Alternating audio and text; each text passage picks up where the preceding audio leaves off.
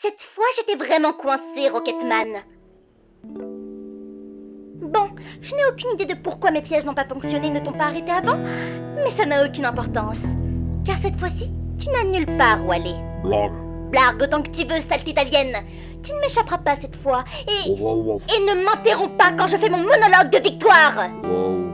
Bien, où j'en étais? Ah oui, tu ne m'échapperas pas cette fois. Et puisque tu as eu l'affront d'essayer de tuer mon traducteur, et que tu as encore échoué, je vais passer la partie interrogatoire et arriver directement à la partie où je t'extermine. Ah, et n'espère pas me demander une dernière volonté ou je ne sais quoi. Blarg. Tit, j'ai dit non. De toute façon, je te domine trop pour te faire une telle faveur. Sayonara, enflure d'alien. Oh. Ah, Rocketman, c'était pas que pour le jetpack. Oh. Et merde. Waouh. Tu penses que Stun y est pour quelque chose? Définitivement. Et bien sûr, c'est Bibi qui va devoir expliquer à Harper ou à Mosted ce qu'il s'est passé. Je vais aller préparer la paperasse. À ton avis, combien de temps ils vont mettre pour revenir? Quelques heures, tout au plus. Tu devrais en profiter Pour pour... réparer les véhicules en toute tranquillité? C'est exactement ce à quoi je pensais. Parfait. Comme ça, on évitera de donner une excuse à Harper pour te réprimander. Harper qui ne réprimande pas une femme? Ce serait une grande première. Je sais. Mais qu'est-ce que ce faucon fout ici? Et pourquoi le radar m'en a pas averti? Ma faute, j'ai entendu la radio piper et j'ai décroché. J'aurais dû m'en douter. Est-ce que t'as pu identifier l'appareil? Bien sûr. C'est une station radio à longue portée de la marque. Le faucon, Melvin. Est-ce que c'est un allié ou un ennemi? Les deux d'après l'ordinateur. Comment ça, les deux? Qui est à l'intérieur? Harper. Oh non, oh non, oh non, non, non, non, non.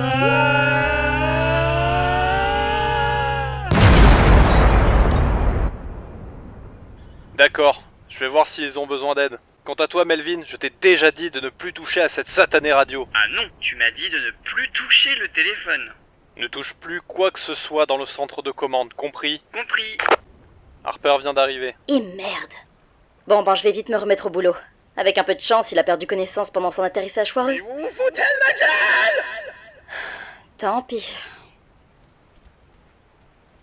Regardez ce que vous avez fait, Gudogala! Je vous préviens, si on reçoit encore une facture, elle est pour votre pomme, celle-là! On s'en fout, c'est un emprunt à l'ennemi. Vous avez réponse à tout, hein! C'est énervant à la longue! C'est pas mon problème. En tout cas, ça fait du bien d'être de retour à la maison. En un seul morceau qui plus est. Mais par pitié, chef, la prochaine fois que vous nous embarquez dans une mission comme ça, essayez d'être moins vague sur nos objectifs. C'est déjà un rook! Vous voilà, commandant. Et toujours en vie, à ce que je vois. Ah, Sider, vous tombez bien! Vous allez pouvoir m'expliquer pourquoi cet Olibrius blanc a répondu à mon appel à votre place! Une simple erreur d'inattention, déjà corrigée. Très bien, et concernant la gestion de Paradiso en mon absence? Compliqué. Excellent! Mais vous me ferez votre rapport plus tard. Pour l'heure, vous allez me convoquer tout le monde pour le check-up médical habituel. Et je veux pas de réticence cette fois-ci. Tout le monde va passer le check-up, c'est un ordre. Ensuite, vous me réunirez tout le monde dans la cour afin que je puisse faire part de la suite des événements. Ce sera fait. Bien! Allez, trouvez un moyen de me dégager cette épave de là. Comment ça se fait que vous n'êtes que 3? Où sont les autres? Attendez, les folks ne sont pas avec vous? Pas que je sache. Ah, du coup elles doivent être encore au QG. Quant aux trois autres, on a perdu tout contact avec eux avant le début de la mission. Mais visiblement, ça n'a pas plus l'air de préoccuper Harper. Comme c'est étonnant. Et vous, ces petites vacances sans Harper? Bah écoute, l'alien qu'on avait aperçu est revenu, et Liston a foutu un bordel monstre en essayant de l'attraper. Ah, la routine donc. Exactement. Et vous, votre mission? Restons-en au fait que la mission soit un succès. Ah d'accord. Donc la routine pour vous également. Exactement.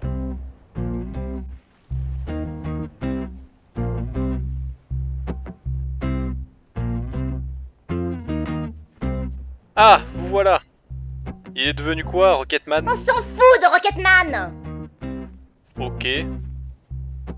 Qu'est-ce qui s'est passé là-haut? Non, le pauvre Shuri ne s'attendait pas à ce que Rocketman se défende. Ah, c'est lui qui a causé cette explosion? Plus ou moins, d'après Stun, il a tiré le roquette et... boum quoi. Bon, la bonne nouvelle, c'est qu'on était assez proche pour voir cette merveilleuse explosion dans toute sa splendeur. Un chef-d'œuvre de pyrotechnie. Et quand la fumée s'est dissipée, on a trouvé Stun sous le choc, peinant à mettre un pied devant l'autre. Aucune trace de Rocketman par contre. J'ai absolument rien compris à ce que vous venez de raconter. Pareil. Et c'est qui, Rocketman? C'est l'alien qui a attaqué Melvin. D'ailleurs, c'est lui qui a trouvé ce nom. Ça se voit. Quel nom idiot. Enfin bref, les vacances sont finies du coup. On dirait bien. Et puisqu'on en reparle, Harper nous convoque tous pour le check-up médical. Je vous laisse vous occuper d'Eve et de Melvin. Je vais aller prévenir Bjorn. Et Emily? C'est justement pour ça que je vais prévenir Bjorn. On se retrouve dans l'aile médicale.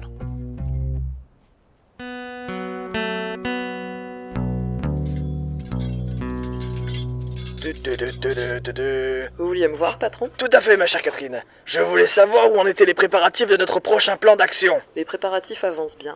Encore un peu de temps et vous pourrez lancer la prochaine phase de votre plan. Excellent. Je savais que je pouvais compter sur vous.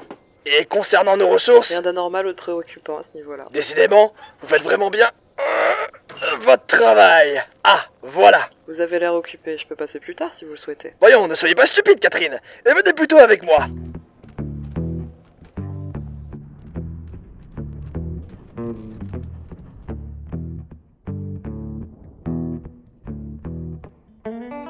J'attendais vos nouvelles avant de prendre une décision.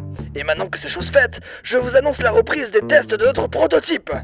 Ah, le Sting est enfin sorti de l'hôpital? Je l'aperçois qui arrive. Vous apercevez bien un Sting, mais ce n'est pas le Sting, c'est le cousin gaucher du Sting. Gaucher par obligation.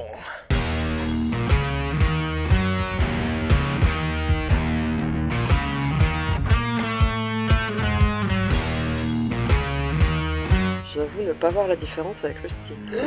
C'était déplacé comme remarque. Allons Catherine, vous m'avez habitué à mieux. Je vous demande pardon. Bah, je vous pardonne. Je sais que vous n'avez pas fait exprès. Toujours est-il que nous pourrons continuer les tests, même avec le Sting en réanimation. Et ce, grâce au cousin du Sting, ici présent. Si vous le dites, patron. Bien, cousin gaucher du Sting, tu sais quoi faire.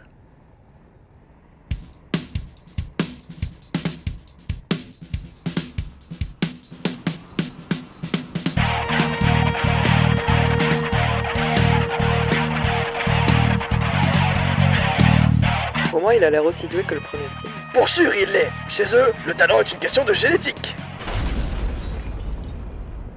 Non mais c'est pas vrai. Pas 2 fois de suite. Vous pensez que c'est un défaut de fabrication? Aucune idée. Mais dans le doute, l'ingénieur en chef sera torturé. Allez récupérer le cousin du Sting et installez-le dans une chambre d'hôpital avec Terry. Il mérite. Ce sera fait. Pendant ce temps, je vais réfléchir à la suite des opérations. Bien. Merci à tous les trois d'être venus me voir. J'ai déjà dit que j'en voulais pas de ce check-up. Ouais, ben on s'est pas donné tout ce mal pour que tu changes d'avis le moment venu. Sérieusement? Tu étais vraiment obligé de frapper aussi fort. J'en ai encore mal aux côtes. Ouh, elle a ressenti le besoin de se défouler. Je sens que je vais adorer cette entrevue. Si vous faites mine d'approcher une aiguille, c'est sur vous que je vais me défouler. Chérie, arrêtez. Je vais tenter de le faire sinon. Quant à vous, si jamais vous pensez avoir quelque chose de cassé... Non merci, ce n'est pas à ce point-là. Restez plutôt concentrés sur nos examens, Scurvy. Et seulement nos examens. Très bien, comme vous voudrez.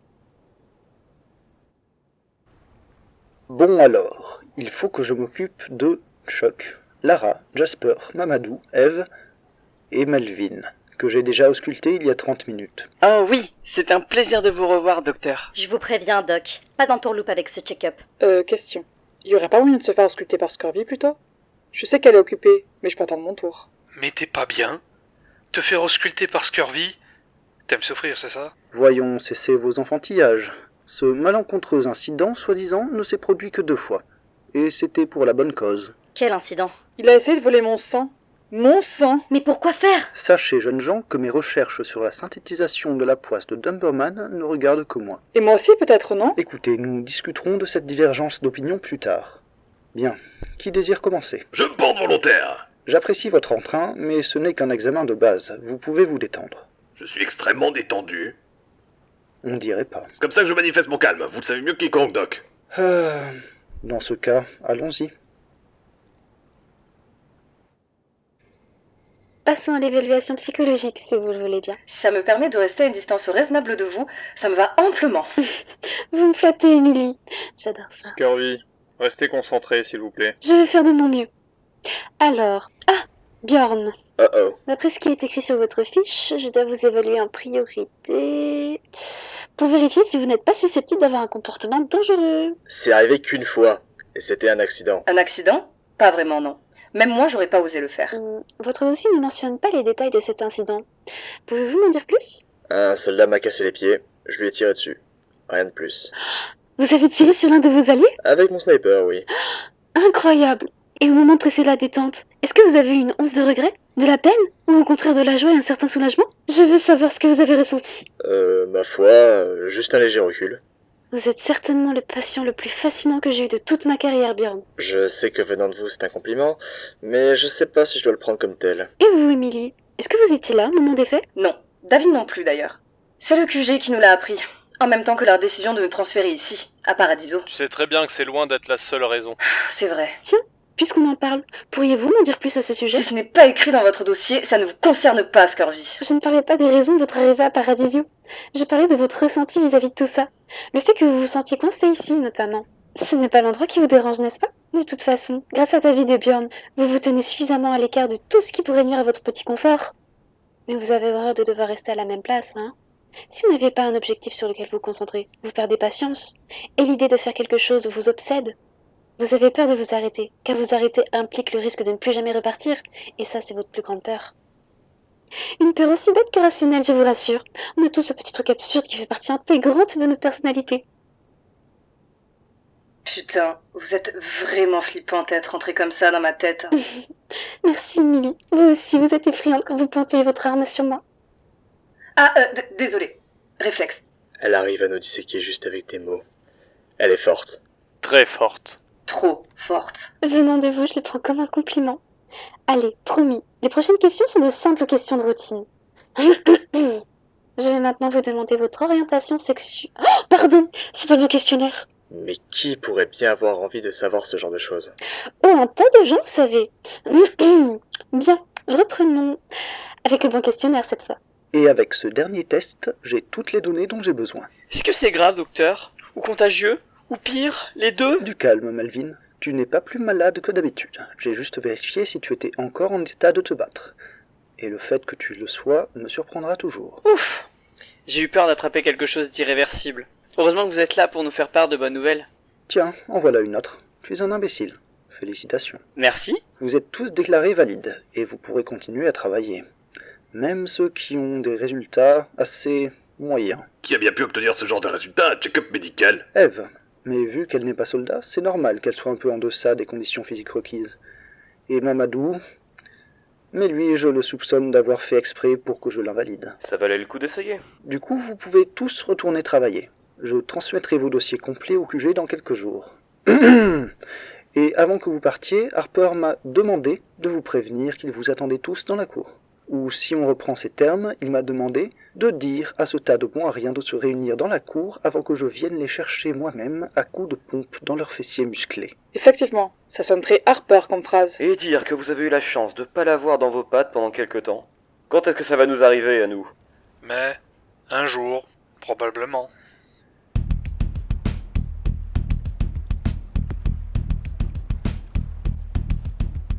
Bien! Messieurs, mes femmes, nouveau truc.